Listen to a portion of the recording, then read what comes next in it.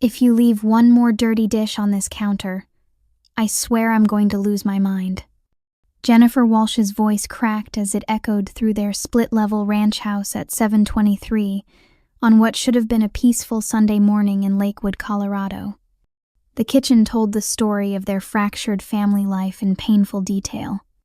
Last night's dinner dishes sat crusted in the sink, homework papers scattered across the kitchen island like confetti from a celebration that never happened, and Tyler's soccer cleats lay abandoned by the back door, caked with mud from yesterday's game that Jennifer had attended alone.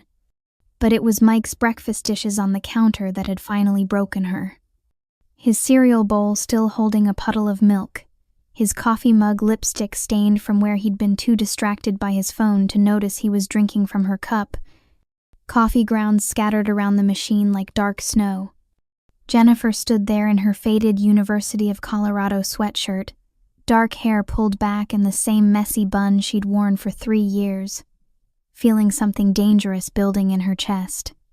Mike Walsh emerged from the living room looking like he'd rather face a construction site accident than deal with his wife's mounting frustration. His broad shoulders, which had once made Jennifer feel protected, now seemed to hunch defensively whenever she entered a room. At 6'2" with his solid build, he still looked like the man she'd married 8 years ago, but these days his presence felt more like an obstacle than a comfort. "It's Sunday morning, Jen," Mike said in that maddeningly calm tone that made her want to throw something breakable. "Can't it wait?" The question hit Jennifer like a physical slap. "Wait?"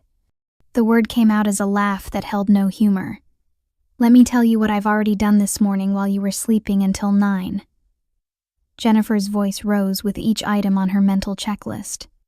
"I started 3 loads of laundry because Tyler wet the bed again. Packed snacks for Emma's sleepover because you forgot the goldfish crackers she requested. Paid our credit card bill online because the late fee notice came yesterday, and cleaned Tyler's room because it looked like a tornado hit a toy store."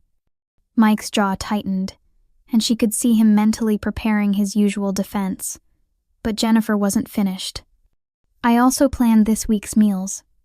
Responded to 3 emails from Emma's teacher about the Halloween party, and scheduled Tyler's dentist appointment that you've been putting off for 2 months. Her voice gained momentum, fueled by months of accumulated resentment. "So no, Mike, it can't wait. Nothing in this house can wait because apparently I'm the only adult who understands that families require actual work to function." Mike's shoulders tensed further as he muttered something that sounded like, "Never good enough anyway." From the living room came the familiar sounds of their children's escape routine. 8-year-old Emma quietly herding 6-year-old Tyler toward the television, turning up cartoons to drown out their parents' increasingly frequent arguments. The explosion, when it came, surprised even Jennifer with its intensity. "I work 40 hours a week just like you do, but somehow I'm the only one who sees what needs to be done around here." The words tore from her throat, carrying 7 years of accumulated frustration. "I'm tired of being the only responsible adult in this family. I'm tired of managing every single detail while you float through life like some permanently surprised guest in your own home." Mike slammed his coffee mug down so hard that Jennifer flinched, coffee sloshing across the granite countertop she'd cleaned twice yesterday. His face flushed red, and for a moment she saw a flash of the passionate man she'd married, though now that passion was directed at her in anger. "Nothing I do is ever good enough for you anyway, so why should I bother?" The words hung between them like a gauntlet thrown down. "Every time I try to help, you hover over me or redo it your way. Every time I make a decision, you question it or find a dozen reasons why your way is better. So yeah, Jennifer, I stopped trying. You wanted to be in charge of everything? Congratulations. You got exactly what you wanted." The silence that followed felt dangerous, loaded with 7 years of unspoken resentments. Jennifer could hear her own heartbeat, could smell the coffee soaking into the granite, could feel her marriage cracking apart like ice under spring weight. Mike turned and walked toward the garage, his heavy footsteps echoing through the house. Jennifer heard the familiar sound of his truck starting up, the rumble that meant another Sunday escape to Home Depot, or anywhere that wasn't here dealing with the mess they'd made of their life together. Alone in her kitchen, Jennifer's hands shook as she reached for paper towels to clean up the spilled coffee. The house felt eerily quiet except for cartoon voices from the living room, where her children were learning that love could sound like shouting and that families sometimes felt more like battlefields than safe harbors.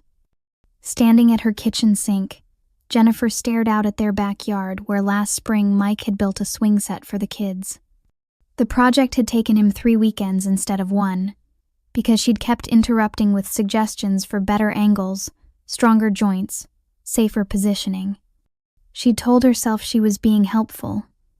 But now, watching the empty swings move gently in the October breeze, she wondered if she'd been doing something else entirely. She remembered Tyler's face when the swing set was finally finished, his pure joy as he'd taken his first ride while Mike stood nearby beaming with pride. Emma had hugged her father's legs and declared it the best swing set in the whole neighborhood. When had Jennifer stopped seeing that pride in Mike's face? When had appreciation turned into criticism? What Jennifer couldn't see from her position inside the cycle of criticism and defensiveness was that she'd fallen into a pattern relationship experts call over-functioning. By taking control of every household detail, she'd inadvertently trained Mike to under-function. Her constant corrections and improvements, offered with the best intentions, had sent him a clear and devastating message. His efforts weren't good enough. Like many men faced with the impossible task of meeting constantly shifting standards, Mike had responded by withdrawing rather than competing with his wife's exacting requirements. Jennifer's frustration was completely valid. She really was doing more, carrying more, managing more. But her approach to solving the problem was actually creating a bigger problem. When wives become household managers, their husbands often respond by becoming household employees, waiting for instructions, avoiding initiative, and eventually stopping their efforts altogether. The tragedy was that both Jennifer and Mike were trapped in a cycle neither understood. She felt overwhelmed and underappreciated. He felt criticized and unnecessary. Both were responding to their pain in ways that made the other person's pain worse, like two people drowning who accidentally push each other further underwater. Jennifer picked up her phone to call her sister Lisa, then hesitated. How many times had she complained about Mike over the past year? How many conversations had she turned into venting sessions about his shortcomings? Even she was tired of hearing herself repeat the same grievances week after week. There had to be another way to live, another way to love, another way to be married. But standing in her kitchen surrounded by the evidence of their dysfunction, Jennifer had no idea what that other way might look like. On the refrigerator, held in place by a magnet shaped like the Colorado mountains, hung a photo from their wedding reception 7 years ago. In it, Jennifer and Mike sat at a round table covered in white linen, both laughing as Mike fed her a bite of wedding cake. The same kitchen table where they'd shared that moment of sweetness had somehow become a war zone where love went to die. Jennifer touched the photo gently, wondering if the couple in that picture would recognize the people they'd become. Jennifer Walsh found herself crouched in her kitchen pantry at 9 o'clock on a Tuesday night, tears streaming down her face as she mindlessly unwrapped a fun-sized Snickers bar. The irony wasn't lost on her that she was hiding from her own life, eating leftover Halloween candy like some kind of sugar-seeking fugitive. But it was the poster board that had finally broken her. The stupid white poster board that Emma needed for her solar system project due tomorrow morning. The one Jennifer had completely forgotten about, until Emma mentioned it during her rushed bedtime routine 20 minutes ago. The Walsh household bore all the hallmarks of another chaotic weekday evening in suburban Denver. Homework papers sprawled across their dining room table, like evidence of academic warfare. Tyler's soccer cleats formed a drying monument by the front door, and their kitchen counters told the story of Jennifer's frantic dinner preparation, boxed mac and cheese again because she'd worked until 6:30 and barely had time to pick up the kids before rushing home to supervise homework. And somehow produce something resembling a nutritious meal. Outside their kitchen window, jack-o'-lanterns grinned from neighbors' porches in the early November darkness, their flickering candles a reminder that other families seemed to have their acts together enough for seasonal decorations. Jennifer couldn't remember the last time she'd felt organized enough for anything beyond basic survival. Mike had arrived home at 7:30 with his usual apologetic shrug about traffic, grabbed a plate of leftover mac and cheese, and promptly disappeared into the basement to continue what he called organizing his tools, a project that had been mysteriously ongoing for 3 months. Jennifer had learned not to question these extended basement sessions, partly because she was too exhausted to fight, and partly because she'd given up expecting him to engage with the evening chaos of homework help and bedtime negotiations. But the poster board crisis felt like the universe's cruel joke. Here she was, a marketing professional who managed multi-million-dollar campaigns, reduced to hiding in her pantry because she'd failed at the basic parental task of remembering school supplies. Emma's disappointed face when she'd realized they didn't have what she needed had cut straight through Jennifer's already frayed nerves. Wiping chocolate from her fingers, Jennifer marched downstairs to Mike's workshop with the determination of a woman who'd reached her absolute limit. She found him seated at his meticulously organized workbench, methodically sorting screws into labeled containers with the focused concentration of a Swiss watchmaker. The sight of him calmly organizing hardware while their family life imploded upstairs sent her blood pressure skyrocketing. Emma needs poster board for tomorrow. Tyler's reading log is missing, and I just found moldy lunch containers in both their backpacks, Jennifer announced, her voice sharp enough to cut glass. Mike looked up from his screw sorting with the startled expression of a deer caught in headlights, as if family responsibilities were foreign concepts that had unexpectedly invaded his peaceful workspace. "Why didn't you tell me sooner?" he asked, and Jennifer felt something dangerous snap inside her chest. The question revealed everything wrong with their marriage in 4 simple words. Why didn't she tell him?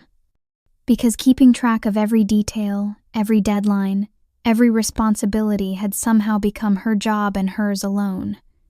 Because asking for help had become more exhausting than just doing everything herself. "I shouldn't have to tell you." The words exploded from Jennifer's throat, with 7 years of accumulated frustration. "You live here too. You're their father. I can't be the only one keeping track of everything." Mike stood up slowly, his jaw tightening in that familiar way that meant he was preparing for battle. "You never let me help anyway," Mike said, his voice carrying its own freight of resentment. "Every time I try to do something, you hover over me or redo it your way. Every time I pack the kids' lunches, you rearrange everything. Every time I load the dishwasher, you reorganize it before it even runs. So yeah, I stopped trying. What's the point of helping when nothing I do meets your standards?" The truth of Mike's words hit Jennifer like a physical blow, stealing the breath from her lungs and the fight from her posture. She stood there in his basement workshop, surrounded by his perfectly organized tools, and suddenly saw herself through his eyes. She remembered criticizing the way he'd packed Emma's lunch last month, reorganizing the dishwasher after he'd loaded it because his method wasn't efficient, and redoing Emma's ponytail before school because Mike's version was too messy for picture day. Each memory felt like a small betrayal of the man she'd married, the man who'd once confidently handled problems and made decisions without seeking her approval. When had she become the quality control inspector of their marriage? When had her helpful suggestions turned into constant corrections that made him feel incompetent in his own home? Without another word, Jennifer turned and climbed the basement stairs, her legs feeling heavy with the weight of recognition. She'd become her own mother, the woman who'd redone everything her father touched, then complained bitterly that he never helped around the house. Jennifer remembered childhood evenings when her mother would refold laundry her father had folded, reorganize dishes he'd put away, and then wonder aloud why he'd stopped volunteering for household tasks. Sitting on their bed, Jennifer suddenly understood Mike's tool organization project with painful clarity. The basement workshop was the one space in their house where he could feel competent, where his systems and methods went unchallenged, where he didn't have to worry about failing to meet someone else's standards. It wasn't laziness that kept him down there. It was the need to feel successful at something, anything, in his own home. This moment perfectly illustrated a destructive dynamic that relationship experts see in countless marriages: the criticism withdrawal cycle. When wives consistently improve upon their husband's efforts, they're unconsciously sending a devastating message that his way of doing things isn't good enough. Men, being naturally goal-oriented, often interpret these helpful corrections as evidence of their failure as partners and fathers. Rather than continue trying and failing to meet impossible standards, many husbands simply stop trying altogether. It's not stubbornness or laziness, it's self-preservation. Jennifer's frustration was completely understandable. She really was carrying more of the household burden, but her method of trying to train Mike to meet her exacting standards had backfired spectacularly. The cruel irony was that by trying to help him become more competent, she'd actually taught him to be less capable. By correcting his efforts, she'd trained him to wait for instructions. The very behavior that frustrated her most, his lack of initiative, was partly a result of her own well-intentioned interference. Jennifer grabbed her keys and drove to the 24-hour CVS, leaving Mike to handle the bedtime routines that had somehow become her exclusive domain.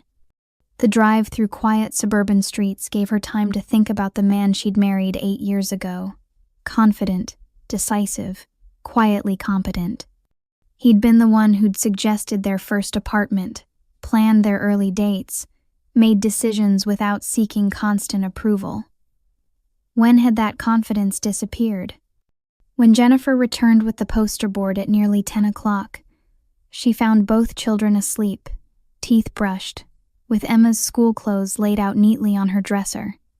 Mike hadn't asked for detailed instructions or step-by-step guidance.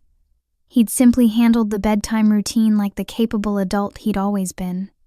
But instead of feeling grateful for his competence, Jennifer found herself mentally cataloging his mistakes. Tyler was wearing his dinosaur pajamas instead of the warmer flannel ones, and Emma's room had toys scattered across the floor. The automatic criticism that rose in her throat felt familiar and poisonous. Even when Mike succeeded, she was looking for ways he'd failed to meet her standards. Even when he took initiative, she was finding fault with his execution. No wonder he'd retreated to his basement workshop where screws could be sorted without judgment. Walking past their wedding photo in the hallway, Jennifer stopped and really looked at it for the first time in months. What struck her wasn't her own radiant smile, but Mike's expression: confident, protective, decisive. He'd been the one who'd chosen their wedding venue, handled their honeymoon logistics, made countless decisions with the quiet competence that had attracted her in the first place. She remembered being drawn to his steady presence, his ability to solve problems without drama, his calm confidence in handling whatever life threw at them. Somewhere along the way, that man had disappeared, replaced by someone who waited for her permission to parent his own children. The question that haunted her as she finally climbed into bed was devastating. Had she been the one to drive away the very qualities she'd fallen in love with? Standing in the cereal aisle of King Soopers on a Saturday afternoon, Jennifer Walsh felt like she was sleepwalking through her own life. The fluorescent lights buzzed overhead as families navigated crowded aisles with overstuffed carts, and she moved through the store with military precision, consulting her detailed list organized by aisle, clipping digital coupons on her phone, comparing prices per unit with the focused intensity of someone trying to optimize every aspect of an increasingly unmanageable existence. It was then that she overheard a conversation that stopped her cold. "My husband's so thoughtful," one woman was saying to her friend near the Cheerios display. He always asks what I need from the store, but I've learned to just say surprise me because he picks things I would never choose, and I end up loving them. Last week he brought home this amazing artisan bread from the bakery section that I never would have splurged on, and it made our whole dinner feel special. The other woman laughed warmly. I know exactly what you mean. Tom does the same thing with date nights. I used to give him detailed instructions about where to go, but now I just tell him I want to go out and let him surprise me. He's taken me to places I never would have discovered on my own. Jennifer stood frozen between the Frosted Flakes and Honey Nut Cheerios, clutching her smartphone with its carefully curated grocery list, and felt something shift inside her chest. When was the last time she'd let Mike surprise her with anything? When was the last time she'd trusted his judgment enough to say, "Surprise me," about anything more significant than what to watch on Netflix? She realized with uncomfortable clarity that she'd been controlling every aspect of their life together. She always had the list for groceries, always knew the right way to load the dishwasher, always had opinions about Mike's choices from gift-giving to vacation planning. She'd become the household CEO, and Mike had been relegated to middle management at best. Jennifer remembered their early dating days when Mike would surprise her with spontaneous dinner choices at restaurants she'd never heard of, unique date ideas like midnight bowling or sunrise hikes, thoughtful gifts she never would have picked for herself but absolutely loved. He'd had confidence in his own taste, his own judgment, his own ability to make her happy. Now she gave him specific lists for everything, down to brand names and sizes.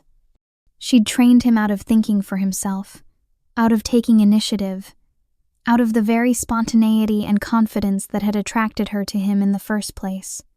She'd turned him into her personal assistant, then wondered why he seemed so passive and unengaged. Standing there surrounded by hundreds of breakfast cereals, Jennifer felt overwhelmed by the weight of her own need to control. She scrolled through her phone, looking at the grocery delivery app she'd spent 20 minutes updating that morning, complete with substitution preferences and delivery instructions. Every detail managed, every variable controlled, every possibility of disappointment minimized, and every opportunity for delight eliminated. In a moment of impulse that felt both terrifying and liberating, Jennifer deleted her entire grocery delivery app. The action took 3 seconds but felt revolutionary. She crumpled up her carefully crafted weekly meal plan and dropped it in the nearest trash can, her heart racing as if she'd just committed some kind of domestic crime. Without her usual roadmap, Jennifer found herself wandering the store like a tourist in her own life. She picked up ingredients based on intuition rather than optimization: 2 fresh basil because it smelled amazing, a rotisserie chicken because it looked golden and crispy, strawberries because they were perfectly red, even though they weren't on sale. For the first time in years, she was shopping based on what appealed to her rather than what fit into her systematic meal planning matrix. Driving home through the familiar streets of Lakewood, Jennifer thought about the conversation she'd overheard and realized something profound about trust. Those women weren't just trusting their husbands with grocery choices or date nights. They were trusting them to care about making them happy. They were operating from the belief that their husbands wanted to please them, wanted to surprise them, wanted to contribute to their joy rather than simply follow instructions. When had Jennifer stopped believing that Mike wanted to make her happy? When had she started assuming that left to his own devices, he would choose things she wouldn't like, go places she wouldn't enjoy, buy food she wouldn't want to eat? When had she decided that her way was inherently better than his way? The answer was uncomfortable but clear. Gradually, over years of small corrections and helpful suggestions that had eroded his confidence and her faith in his judgment, she'd been so focused on preventing mistakes that she'd eliminated the possibility of pleasant surprises. She'd been so committed to getting exactly what she wanted that she'd forgotten the joy of discovering what she didn't know she wanted. This realization highlighted a critical concept that many couples struggle with: the difference between partnership and management. Jennifer had unconsciously shifted from being Mike's partner to being his manager, creating detailed systems and expectations that left no room for his natural style or preferences. Her micromanagement, while well-intentioned, had sent a devastating message. I don't trust you to make good decisions. When women insist on controlling the how, when, and what of family life, they rob their husbands of the opportunity to step up and contribute meaningfully. They also rob themselves of the pleasure of being surprised, cared for, and delighted by someone who knows them well enough to choose things they'll love. The solution isn't lowering standards. It's focusing on the outcome while releasing control of the process. Jennifer arrived home to find Mike in the backyard with both kids, helping Tyler practice hitting baseballs off a tee, while Emma worked on a science project at the patio table. It was the kind of spontaneous family moment that never appeared on Jennifer's carefully scheduled weekend activity lists, but both children were engaged and happy. Mike hadn't checked with her first, hadn't asked permission to deviate from the schedule, hadn't requested detailed instructions. Instead of feeling annoyed by the disruption to their usual Saturday routine, Jennifer felt a tiny spark of something she'd almost forgotten: appreciation for his initiative. He'd seen what the kids needed and responded without waiting for her direction. He'd taken responsibility for their entertainment and engagement without requiring her input or approval. For years, Jennifer had been frustrated by Mike's lack of initiative, his tendency to wait for her to plan family activities and make decisions about how to spend their time together.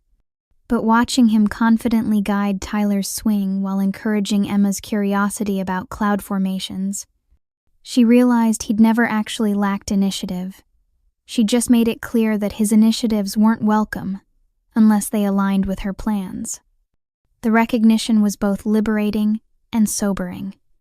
If she could step back from micromanaging their family life, if she could resist the urge to improve upon his efforts, if she could trust his judgment about simple things like weekend activities and grocery choices, what other capabilities might emerge? What other qualities had she inadvertently suppressed through her well-intentioned oversight? Looking at their wedding photo that evening, Jennifer saw something she'd missed in all her previous glances: Mike's protective stance, his confident posture, the way he was looking at her with pride and adoration, rather than seeking her approval or waiting for her direction.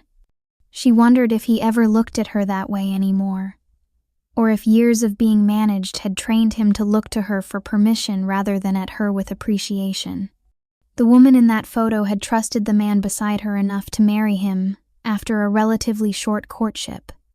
She'd believed in his judgment, valued his decisions, and felt confident that he would take care of her. Somewhere along the way, that trust had been replaced by a need to control. That confidence had been undermined by a fear of imperfection, and that partnership had devolved into a management structure that served no one. Jennifer realized that recovering her marriage might require recovering something even more fundamental: her faith in the man she'd chosen to love. A massive snowstorm hit suburban Denver on a Tuesday night in mid-November, the kind of early winter blizzard that catches everyone off guard and dumps 18 inches of snow before morning. Jennifer Walsh woke to a house that felt strangely quiet, the usual hum of electronics and appliances conspicuously absent. The power had been out for hours, and through their bedroom window, she could see the entire neighborhood buried under a blanket of white silence, power lines sagging under the weight of heavy snow. Her first instinct was panic. No power meant no heat, no hot water, no internet, no way to check her carefully coordinated family schedule on her phone. The refrigerator and freezer would start warming. The kids' morning routine would be impossible without their usual electronic entertainment, and Mike would probably have no idea how to handle any of it. Jennifer's mind immediately started racing through contingency plans. She'd need to find battery-powered radios, figure out alternative heating methods, coordinate with neighbors who might have generators. But as she padded downstairs in her slippers, Jennifer discovered something that stopped her in her tracks. Mike was already awake, fully dressed, and had built up their fireplace into a roaring blaze that filled the living room with warmth and dancing light. He'd arranged candles throughout the downstairs, creating pools of soft illumination that made their familiar rooms feel like a cozy cabin retreat. The smell of coffee drifted from the kitchen, where their gas stove was apparently still functional. "Morning," Mike said with a smile that seemed more relaxed than she'd seen in months. "Looks like we're camping indoors today. I already checked. The gas line's fine, so we've got hot water and cooking capability. I moved some blankets down here by the fire for the kids when they wake up." Jennifer stared at him, momentarily speechless. This was the same man who usually waited for her to make decisions about weekend plans, who seemed paralyzed by unexpected schedule changes, who deferred to her judgment about household crises. But here he was, not only handling the power outage, but seemingly energized by the challenge of keeping their family comfortable and safe. Emma and Tyler woke to what Mike had cleverly reframed as an indoor camping adventure. Instead of their usual morning screen time and electronic entertainment, he organized shadow puppet shows on the wall, told stories by firelight, and turned breakfast preparation into a collaborative game. Jennifer watched in amazement as he used their gas grill on the covered patio to cook pancakes, transforming what could have been a stressful morning into something magical for the children. Without her usual tools of organization, smartphone apps, electric appliances, scheduled activities, Jennifer found herself with nothing to manage, and surprisingly, started to relax. She couldn't check weather updates every 10 minutes, couldn't obsess over her daily task lists, couldn't micromanage the family's activities because there simply weren't any systems left to control. For the first time in years, she was forced to simply be present with her family without the distraction of optimization and efficiency. The transformation in Mike was remarkable. Without Jennifer's usual oversight and correction, he naturally stepped into leadership. He organized card games by candlelight, rationed their phone batteries for emergencies only, and created entertainment that didn't require electronics. The kids responded to his calm confidence with unusual cooperation, as if they too were relieved to have someone else making the decisions for once. On the second night, when Tyler developed a slight fever, Jennifer's old patterns kicked in with full force. In the dark, cold house, she started to panic about his temperature, medicine dosages, and whether they should risk driving to urgent care on icy roads that hadn't been plowed. She began rattling off concerns about dehydration, when to call the doctor, whether his fever was too high, her voice rising with each worry. Mike quietly took charge in a way that reminded Jennifer of the man she'd married. He calmly checked Tyler's temperature by candlelight, administered children's Tylenol with practiced competence, and created a comfortable nest of blankets by the fire. He stayed up all night monitoring their son, checking his temperature every few hours, keeping him hydrated, and providing the steady, protective presence that Tyler needed to feel safe despite feeling unwell. Jennifer realized she was watching the competent, protective father her children needed, and that she'd been interfering with this natural capability for years. Without her anxious hovering and helpful suggestions, Mike's paternal instincts emerged clearly and confidently. He knew exactly how to comfort their son, when to be concerned versus when to stay calm, and how to keep Emma reassured during her brother's illness. As Tyler's fever broke naturally by morning, Jennifer observed Mike's parenting without her usual mental commentary about what he should be doing differently. She saw him reading stories in quiet voices, bringing cool cloths for Tyler's forehead, and handling the middle-of-the-night caregiving with a competence that surprised her. This was the same man she'd been correcting and directing for years, convinced that he needed her guidance to parent effectively. The power outage created what relationship experts call a reset moment circumstances that strip away established patterns and reveal underlying dynamics. Without Jennifer's usual control mechanisms, Mike's natural leadership emerged clearly. This illustrated a fundamental principle that many couples struggle to understand. Men often step back not from laziness or incompetence, but from feeling constantly evaluated and found wanting. When the pressure of meeting someone else's exacting standards is removed, their innate protective and providing instincts can flourish. Jennifer's surprise at Mike's competence during the crisis revealed how much her expectations had been shaped by her own interference, rather than his actual capabilities. She'd been so focused on preventing him from making mistakes that she'd never given him the opportunity to demonstrate his natural strengths. The 3 days without power became an unexpected gift to their family. Without the distractions of technology and scheduled activities, they played board games, told stories, and had actual conversations. The children seemed calmer and more connected, asking their father questions about his childhood, listening to his explanations about how things worked, seeking his approval and guidance in ways Jennifer hadn't noticed in months. Mike's confidence grew with each successful decision, keeping the fire going, cooking meals on the gas grill, entertaining the children with simple activities, handling Tyler's illness with calm competence. Jennifer watched him transform back into the decisive, capable man she'd fallen in love with, and realized that his passivity hadn't been his natural state. It had been his adaptation to her management style. When the power finally returned on Friday morning, Jennifer faced a choice that felt surprisingly significant. She could immediately resume all her control systems, checking her phone, updating schedules, reorganizing whatever Mike had done in her absence. Or she could consciously choose to maintain some of the peace and natural rhythm they'd discovered during their forced digital detox. Standing in their kitchen as the refrigerator hummed back to life and the coffee maker beeped its readiness, Jennifer made a decision that felt both small and revolutionary. She left the detailed daily schedule in the drawer and asked Mike what he thought they should do with their weekend. His face showed surprise, then something that looked like relief and gratitude. The power outage had revealed something crucial about their marriage dynamics. When Jennifer stepped back from her role as household manager, Mike naturally stepped up to fill the leadership vacuum. The competence and initiative she'd been trying to train into him through correction and oversight had been there all along, waiting for the space to emerge. By candlelight that last evening, Jennifer really looked at their wedding photo for the first time in months.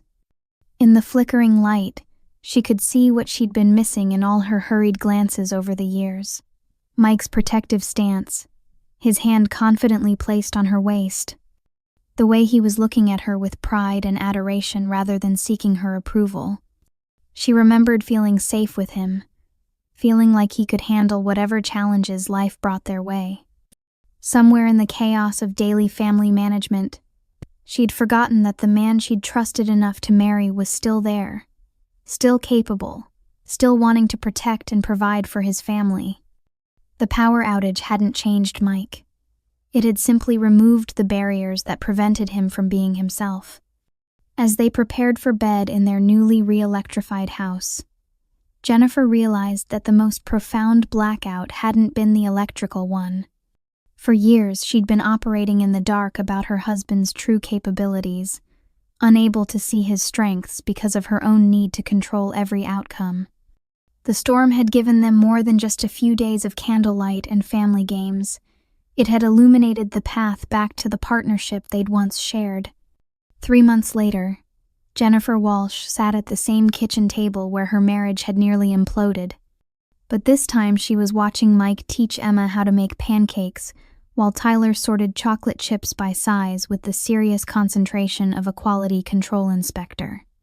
The scene unfolding before her felt like stepping into an alternate reality, one where Saturday mornings were filled with laughter instead of tension, where flour dusted the counter without triggering her anxiety, and where she felt something she'd almost forgotten: pure contentment.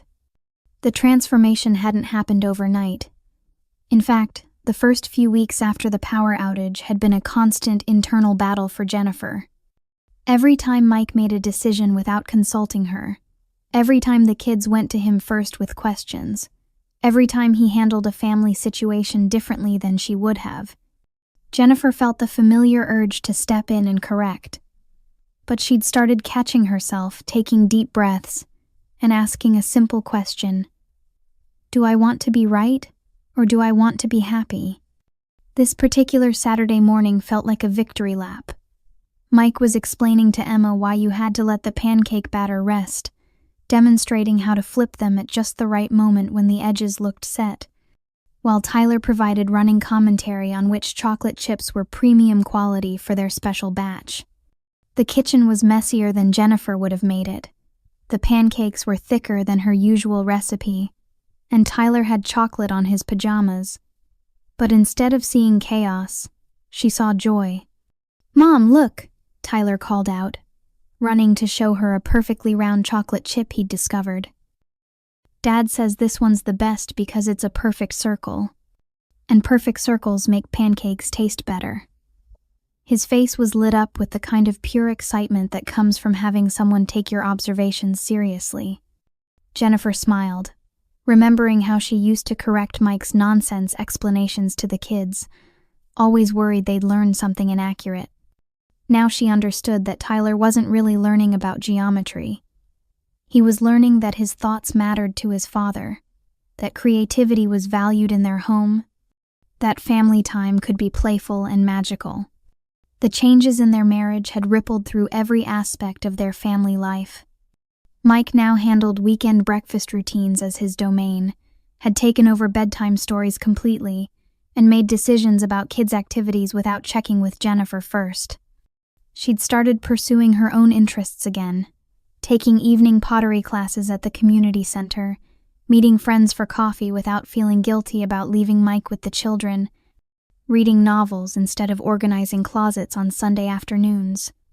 Most surprisingly, their physical intimacy had returned naturally as the criticism-defensiveness cycle broke. When Jennifer stopped managing Mike's every move, he'd started approaching her with the confidence she'd found so attractive when they were dating. When she'd stopped correcting his efforts at romance, he'd begun planning surprise date nights and small gestures of affection that made her feel genuinely cherished rather than simply accommodated. "I've got a surprise for you," Mike announced as he flipped a pancake with the theatrical flair that always made the kids giggle. "I planned a family camping trip for next weekend. Already booked the site, borrowed Jim's camping gear, and checked the weather forecast. The kids are going to love the night sky this time of year." Jennifer felt her old self tense slightly. Camping wasn't her favorite activity, and she had a dozen questions about logistics, packing lists, and safety considerations. But she caught herself before the automatic concerns could spill out of her mouth. Instead, she focused on Mike's excited expression, Emma's delighted gasp, and Tyler's immediate chatter about roasting marshmallows. "That sounds wonderful," Jennifer said, and meant it. Not because camping was her ideal weekend activity, but because Mike had thoughtfully planned something that would make their children happy. He'd taken initiative, made decisions, and created an opportunity for family memories without needing her input or approval. The competent, caring man she'd married was fully present and engaged.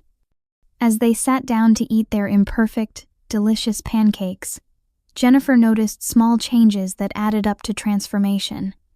Mike was humming while he cleaned the griddle. The kids were automatically helping clear dishes without being asked. Tyler ran to show his father a drawing before showing his mother, and Emma asked her dad to help with a math problem she was working on for fun. The family dynamics had naturally rebalanced when Jennifer stopped being the central hub through which all information and decisions flowed. Mike had space to develop his own relationships with their children, his own parenting style, his own ways of contributing to their family life. The kids had begun seeing their father as a source of guidance and fun, rather than someone who needed Mom's permission to make decisions. Jennifer realized that by releasing control, she hadn't lost anything important. She'd gained a true partner. Mike didn't need to be managed. He needed to be trusted. The man who'd confidently proposed to her after 8 months of dating, who'd chosen their first apartment and planned their honeymoon, who'd built their children's swing set with his own hands. That man had been there all along, waiting for space to emerge from under her well-intentioned oversight. This transformation illustrated the profound principle that relationships thrive on trust rather than control. When wives release the need to manage their husband's every action, several powerful changes occur naturally. Men step up to fill the leadership vacuum, couples rediscover their complementary roles, and intimacy returns as criticism disappears.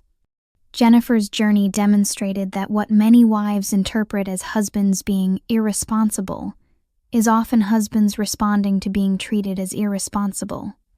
The key insight that had changed everything for Jennifer was simple but revolutionary. You cannot simultaneously be in charge of everything and then complain that he doesn't take initiative. True partnership requires the vulnerability of releasing control and trusting your spouse to care for the family in his own way. "I love Saturday mornings like this," Emma said thoughtfully, reaching for another pancake. "It feels like we're all happy at the same time." Her innocent observation hit Jennifer right in the heart. When had they last all been happy at the same time? When had their kitchen table felt like a place of connection rather than conflict? She looked around at her flower-dusted family and realized that Emma was right. They were all happy, all present, all enjoying each other's company without anyone being criticized or corrected or managed. Mike caught Jennifer's eye across the breakfast chaos and winked, a simple gesture that contained volumes of restored affection and appreciation. She realized this was what she'd been longing for all along. Not perfect execution of her plans, but genuine partnership and connection. Not a husband who followed her instructions flawlessly, but a man who took care of their family with confidence and joy. Later that afternoon, as Jennifer watched Mike teach Tyler how to ride his bike without training wheels, a project she would have previously supervised with detailed safety instructions and step-by-step guidance, she felt a deep sense of peace. Tyler was wobbling and laughing. Mike was running alongside with encouraging words, and Emma was cheering from the sidelines. It was messy and imperfect and absolutely beautiful. That evening, Jennifer removed their wedding photo from the refrigerator and placed it in a frame on the kitchen table. Not because she wanted to remember what they used to have, but because she recognized they'd found something even better. A marriage based on trust, respect, and the courage to let each other be themselves. The journey from control to trust hadn't been easy, but it had been worth every moment of discomfort. Jennifer had discovered that the marriage she'd always dreamed of had been waiting on the other side of her willingness to stop managing her husband and start trusting him. When she'd focused on her own happiness instead of his behavior, when she'd expressed her authentic feelings instead of trying to control his responses, when she'd treated him like the capable man she'd married instead of the project she needed to improve, their love had flourished naturally. As she tucked Tyler into bed that night, he looked up at her with serious eyes and said, "Mom, I like it when you and Dad are both happy. It makes the whole house feel good." Out of the mouths of babes came the ultimate validation that their transformation had been worth every moment of vulnerability and trust it had required. Jennifer realized that the woman who'd stood in this same kitchen 3 months ago, screaming about dirty dishes and feeling utterly alone in her marriage, had been looking for love in all the wrong places. She'd been trying to control her way to connection, manage her way to intimacy, and perfect her way to happiness. The truth was simpler and more beautiful. Love flourished when she stopped trying so hard and started trusting so deeply.